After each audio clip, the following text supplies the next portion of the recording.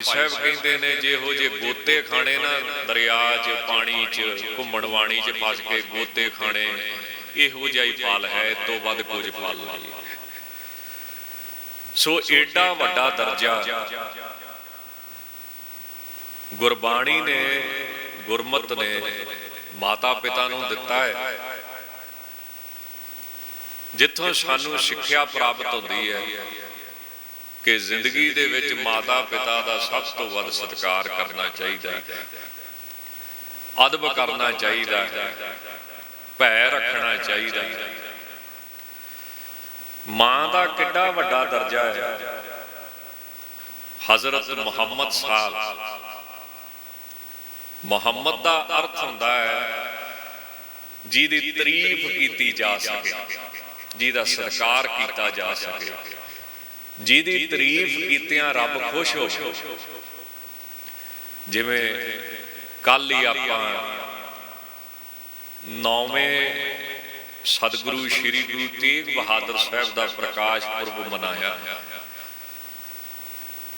भाई साहब भाई नंद लाल सिंह जी ने सतगुरु जी की सिफत विच वचन लिखिया है, तसलीमो रज़ारा निको संजीदश। वाहिगुरु ने ये गल तस्लीम की है कि सारी दुनिया विच भाणा मनण वाले बड़े वड्डे संत होए, महापुरुष होए ने जिन्हां भाणा मन्निया मिठा करके। उन्हां सारे ही भाणा मनण वालियां विचों 9वें पातशाह का रुतबा सब तो वड्डा। बड़े बड़े महापुरुषों ने भाणा मन्निया, अवतारां ने भाणा मन्निया, पर 9वें पातशाह सब तो एक नंबर ते ने उस वाहिगुरू की रज़ा विच चलण वाले। दूसरी वो गल करदे ने, वो कहंदे ने कि खुदा ने खुश हो के 9वें पातशाह नूं एक रुतबा दिता कि मेरे तो बाद जे तुसी किसी नूं सिजदा करना है तो 9वें पातशाह नूं कर सकदे, क्यों इस्लाम दे अंदर किसी नूं सिजदा नहीं ना हुंदा सिवाय खुदा दे। तां दूसरा खुदा ने रुतबा दिता मसजूदुल, जिन्हों कहंदे मसजूदुल आलमीन खुद फरमोदश। उस वाहिगुरू ने आप फरमाया है कि जे सिर झुकाउणा ते 9वें पातशाह नूं झुकाया। तां मुहम्मद का अर्थ हुंदा जिहदी तुसीं तारीफ करो, सिफत करो, ते जिहदी सिफत कीतियां वो खुदा तुहाडे ते खुश हो जाए।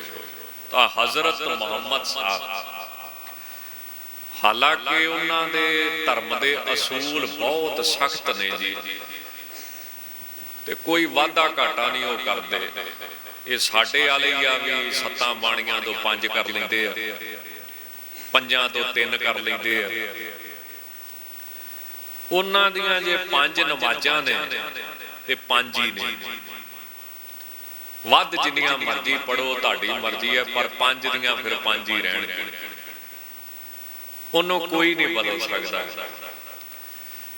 सख्त एडे सन असूलों दे कि तकरीबन एक बारी मक्के दे विचों उजड़े, बड़ा दुख झलिया, बड़े माड़े दिन वेखे, और असूल नहीं बदले। मक्के वालियां नाल लड़ाई इस गल की हो गई, वो बुत्तां नूं पूजदे सी। मुहम्मद साहब बुत्तां दे उल्ट प्रचार करन लग पे, इस करके मक्का काबा छड्डना पै गया। फिर 10,000 मुसलमान इकट्ठा करके मदीने दे विचों फिर दोबारा लड़ाई लड़ी, मक्के दा कब्जा लिया, ते जिहड़ा वड्डा देवता सी हिब्बल, उन्होंने आप हथौड़ा लैके भन्निया जा। ते 360 बुत्तां दी पूजा हुंदी सी मक्के च, 360 बुत, वो भी सारे भन के बाहर सुटे ते पहली नमाज अदा की ते मुसलमानां नूं आख्या कि इधर नूं मूँह करके नमाज अदा करो, सजदे करो। ये किबला वा, पवित्र। एडे सख्त मुहम्मद साहब जिहड़े रब दे नां ते किसे नाल समझौता नहीं करनगे, रब दा शरीक नहीं किसे नूं मन्नणगे, ना किसे नूं बनाउणगे। पर उन्हां दी जिहड़ी सब तो प्यारी पत्नी सी ना, बीबी आयशा, जिहदी उमर कहंदे मुहम्मद साहब की उम्र उदों 53 साल की सी ते बीबी की उम्र शायद 12 साल की सी जदों विआह होया बीबी आयशा दा। इहदा मतलब की है भी जिहड़ा ब्रह्म ज्ञानी है वो काम क्रोध तो उपर, काम क्रोध का उहदे ते असर नहीं। साडे भरा भगवान कृष्ण की निंदिया करते हैं कि उन्हां दे 16,000 उन्हां दे सिख सी, जिहड़ियां बीबियां सी वो सिख सी, उन्हां दियां बूबियां, ते उन्हां ने छोटे हुंदे बस्तर चराए। मेरे मन दे विच आई भी जे ब्रह्म ज्ञानी वाकई काम करो तो तां हुंदा है जां पासे हुंदा है, तो एक बारी दोबारा पढ़ना चाहिए, शंका कढ़ना चाहिए। तो बहुता मेहनत करने की लोड़ नहीं पई, थोड़ा जिहा देखिया ते भगवान कृष्ण की उम्र है 7 साल की जदों उन्हां कपड़े चोरी कीते। हुण 7 साल के बच्चे च काम क्रोध कित्थे हुंदा है? शैतानी हुंदी है, इल्त हुंदी है, होर नहीं हुंदा। इहदा मतलब की भी ब्रह्म ज्ञानी काम क्रोध तो विकारां तो पासे हुंदा है। चलो भगवान कृष्ण की गल ते की है, साडे भरा ते श्री गुरु गोबिंद सिंह जी ते किंतु करते भी उन्होंने 3 विआह क्यों करवाए। हालांकि हिंदुस्तान का यह पुराना सिस्टम सी ते जे वैसे तो शरधा वाले सिखां वास्ते 3 की भावें जिन्हें मर्जी कराउण, जदों रब ही मान लिया किसी ते होवे भी वो रब परमेश्वर वाहिगुरू का स्वरूप, शरधा तो यह है ना। तो वैसे एक सिख नौजवान टकसाल तो प्रभावित होया, उन्हें अंग्रेजी दे विच बाहर कथा करनी शुरू की, बड़ा प्रचार किया गुरु नानक देव साहब की सिक्ख्या लैके। वो जिथे कट्ठ हुंदा ना गोरियां दा, बाजार च, चौंक च, पार्क च, उत्थे खलो के उन्हें प्रचार करना। पिछे जे उन्हां दा शरीर शांत हो गया, गुरु का सिख दमदमी टकसाल तो प्रभावित होया, महापुरुषों तो प्रभावित होया। उन्हें एक होर ही दलील कढ़ी ते जिहड़ी कई पक्षां तो ठीक भी लगदी भी पहला विआह सतगुरु दा सी माता जीत कौर, उन्हां दे कोई साहिबजादा नहीं होया पहला। दूजा विआह होया माता सुंदर कौर, माता सुंदर कौर दे साहिबजादा पहला होया धन बाबा अजीत सिंह जी जिहड़े सब तो वड्डे, ये माता सुंदर कौर दे साहिबजादे। जदों माता जीत कौर जी ने माता गुजर कौर जी नूं बेनती की कि मेरे क्यों नहीं, मेरा विआह पहला है, तो माता जी ने आख्या तुसीं सेवा कर लो। तो माता जीत कौर जी ने इन्नी सेवा की, लंगर च भांडे मांजण तक, गुरसिखां दी सेवा की, ते सेवा तो वाहिगुरू परमेश्वर खुश हुंदा है। फिर 3 साहिबजादे माता जीत कौर दे ही होए, हालांकि विआह पहला होया ते साहिबजादे बाद च। ब्रह्म ज्ञानी काम क्रोध तोते है, भावें कि गुरु साहब ते ब्रह्म ज्ञान दियां दातां वंडण वाले ने, भंडारे भरे पे ने। बस एक उदाहरण दास दवे, कई लोग समझते आ भी महाराज भी साडे वर्गा ही। जदों माता साहिब कौर जी दे नाल विआह होया तां महाराज दा प्रण सी कि होर विआह नहीं कराउणा, पर चलो तुसीं इतिहास जानते ही हो सारे भी असीं ते गुरु घर नूं ही सौंपी है, फिर इनू सारे माता कहिंदे, सत्कार करदे। तां महाराज ने आख्या फिर सारी उम्र जत सत च रहना पवे। दुनियावी उदाहरण आ गुरु साहब ते इतनी ढुकदी भी अग बलदी होवे घ्यो पिघले ही ना। माता भी जवान ते 10वें पातशाह भी सोहने सुंदर जवान ते सारी उम्र दोवां ने जत सत रखे ते फिर किरपा भी ओडी हुई जिन्नी किसी दी बंदगी किरपा भी ओडी वड्डी। ऐसा महाराज ने पुत दिता जिन्हों खालसा पंथ कहंदे जिहड़ा कदी नहीं मरू। जिन्ना किसी दा तप बंदगी सेवा ओडी बख्शिश। कहण तो भाव ब्रह्म ज्ञानी जो गुरबाणी कहती है उहदे मुताबक काम करो तो पर पासे है निर्लेप।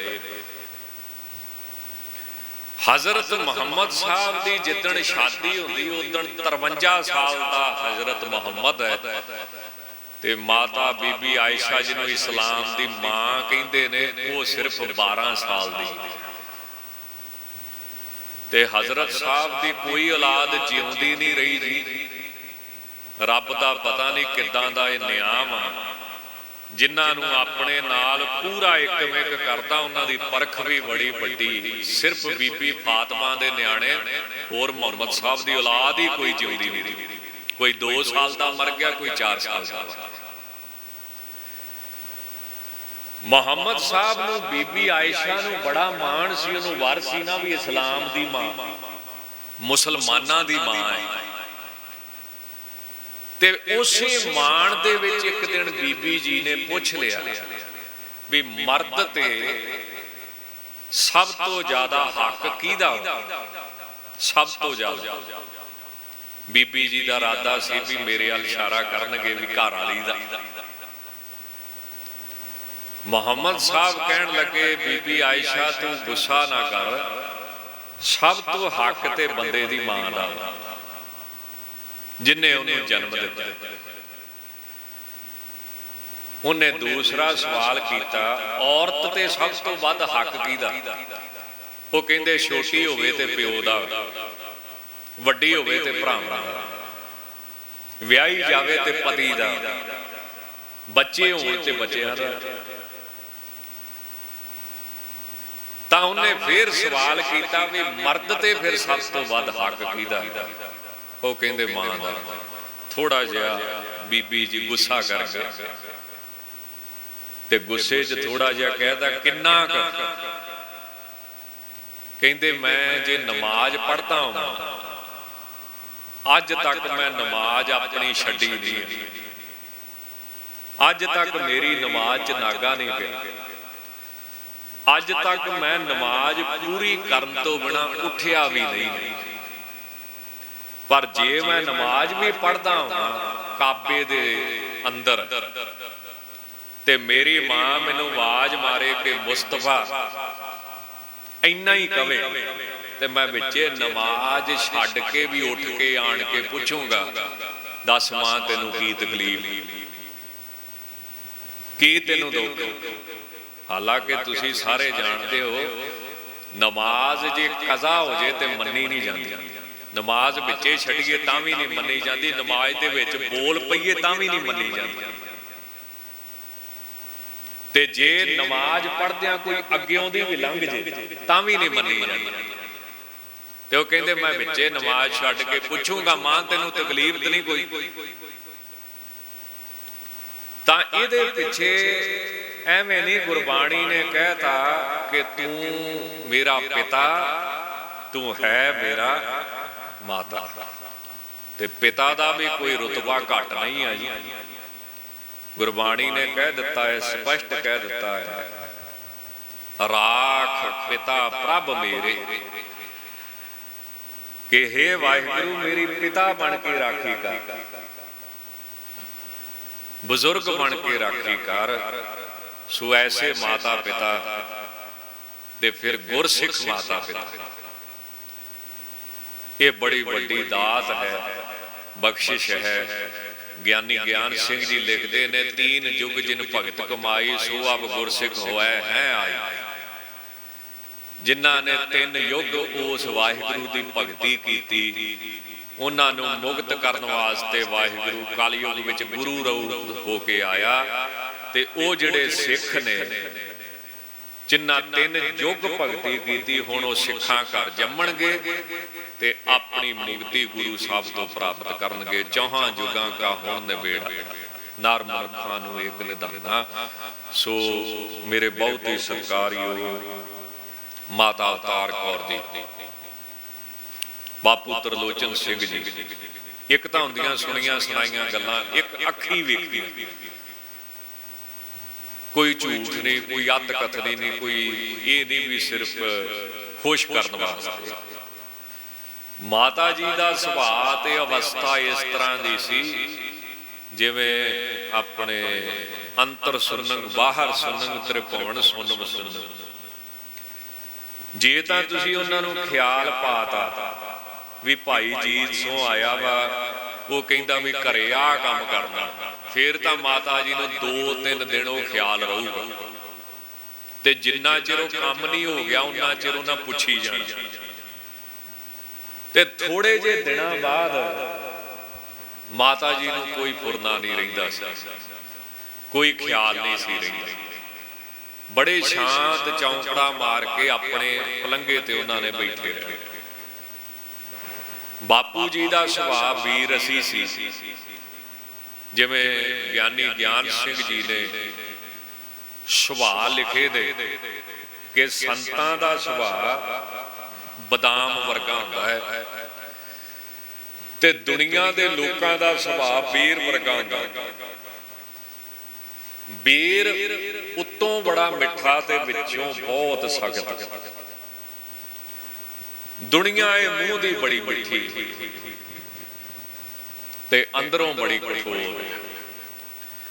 संतां दा सुभाव बदाम वर्गा है, उत्तों बड़े सख्त ने ते अंदरों बड़े कोमल ने। इसे तरह का सुभाव बापू जी का सी। मर्यादा पुरुषोत्तम सन ते बुजुर्ग अवस्था मर्यादा बहुती रही नहीं, पर फिर भी अपने रहत का ख्याल रखना, ककारां का ख्याल रखना, कह देना नाल दे सिंह नूं सेवा करने वाले नूं कि देख मेरा कंघा तो नहीं विसर गया। एक उन्हां दा वचन बड़ा सोहना है।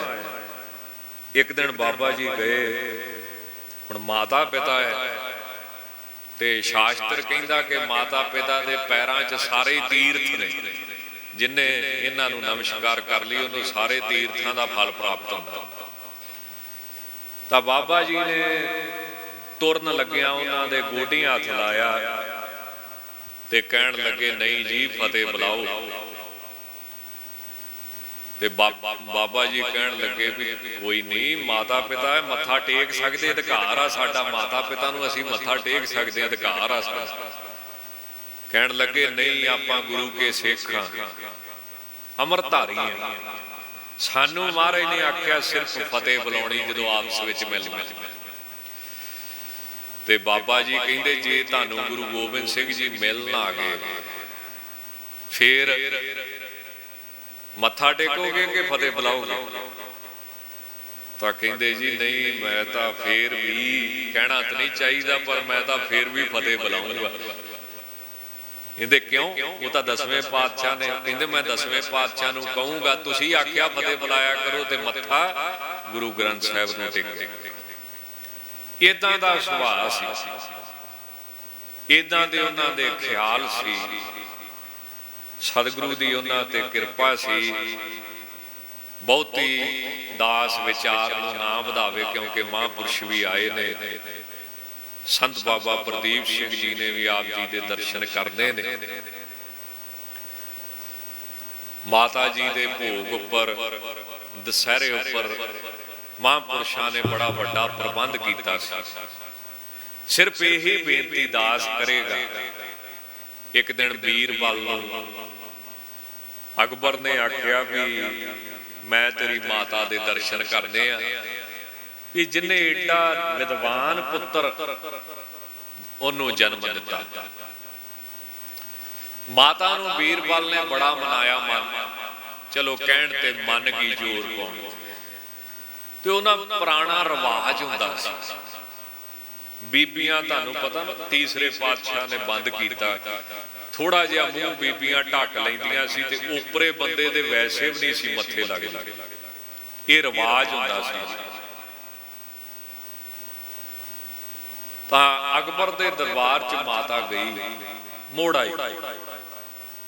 ਬੀਰਬਲ ਕਹਿੰਦਾ, ਅਕਬਰ ਕਹਿੰਦਾ ਤੇਰੀ ਮਾਤਾ ਦੇ ਤੇ ਦਰਸ਼ਨ ਹੋਏ ਨਹੀਂ ਮੈਨੂੰ।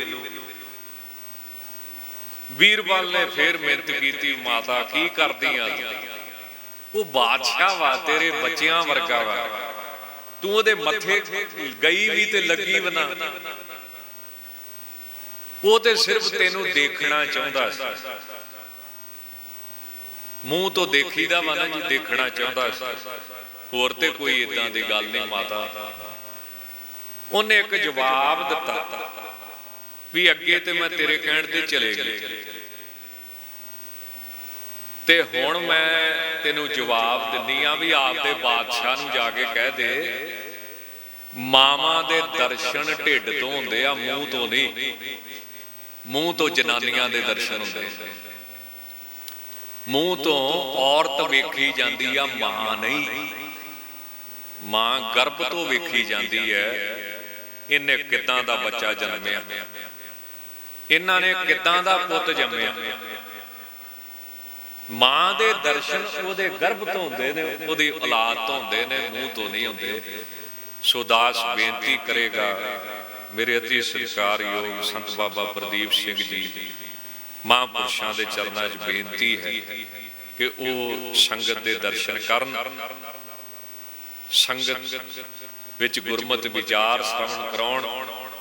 ਬਾਬਾ ਜੀ ਬੜਾ ਸਿੱਧੇ ਸਿੱਧੇ ਬਚਨ ਕਰਦੇ ਨੇ ਤੇ ਸੰਗਤ ਬਹੁਤ ਪ੍ਰੇਮ ਦੇ ਨਾਲ ਇਹਨਾਂ ਨੂੰ ਸੁਣਦੀ, ਸੰਗਤ ਬੜਾ ਮਾਣ ਮਹਿਸੂਸ ਕਰਦੀ ਹੈ। ਸੋ ਆਓ ਬੜੇ ਪ੍ਰੇਮ ਦੇ ਨਾਲ ਸੰਤ ਬਾਬਾ ਪ੍ਰਦੀਪ ਸਿੰਘ ਜੀ ਤੋਂ ਗੁਰਮਤਿ ਵਿਚਾਰ ਸ਼ਰਵਣ ਕਰੀਏ ਜੀ। ਭੁੱਲ ਚੁੱਕ ਦੀ ਖਿਮਾ ਜੀ, ਲੇਖਿਆ ਕਤੇ ਨਾ ਛੁਟੀਐ, ਖਿਨ ਖਿਨ ਭੁੱਲਣ ਹਾਰ, ਬਖਸ਼ਣ ਹਾਰ ਬਖਸ਼ ਲੈ, ਨਾਨਕ ਪਾਰ ਉਤਾਰ। ਵਾਹਿਗੁਰੂ ਜੀ ਕਾ ਖਾਲਸਾ, ਵਾਹਿਗੁਰੂ ਜੀ।